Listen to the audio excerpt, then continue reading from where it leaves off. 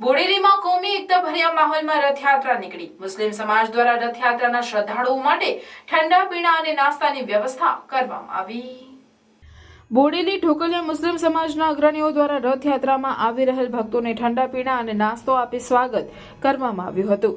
બોડેલીના ઢોકલિયા વિસ્તારમાં ભગવાન જગન્નાથની યાત્રામાં જોડાયેલ શ્રદ્ધાળુઓ અને મુસ્લિમ સમાજ દ્વારા ઠંડા પાણીની અને નાસ્તાની વ્યવસ્થા કરી આવકારવામાં આવ્યા હતા. બોડેલી મુસ્લિમ સમાજ દ્વારા દર વર્ષે ભગવાન જગન્નાથની યાત્રાનું સ્વાગત કરવામાં આવે છે અને ઠંડા પીણાનું આયોજન પણ કરવામાં આવે છે. બોડેલીમાં જે યાત્રા નીકળી એમાં મુસ્લિમ સમાજ તરફથી ઠંડા પાણી અને વેફરનું આયોજન કરવામાં આવ્યું. સમગ્ર મુસ્લિમ ભાઈઓએ ઊભા રહીને વહેંચણી કરી હતી. એના સારા પ્રતિભાગ થાય એવું અમારી ઈચ્છા છે.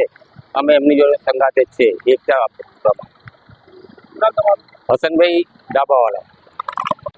આજ રોજ બોડેલી ગામમાં જગન્નાથ ભગવાનની યાત્રા નીકળેલી છે, તો તેમાં વિતરણ માટે મુસ્લિમ સમાજના આગેવાનો પડીકા છે, પાણી છે, સોડાનું આયોજન કરી વિતરણ કરી અને જગન્નાથ ભગવાનની જે યાત્રા આવી છે એમને વેલકમ કરેલ છે અને તે કારણથી એમાં બધા મુસ્લિમ સમાજ ભેગા થઈ અને એમનું સ્વાગત કરેલ છે. બારોટ ઇલિયાસભાઈ.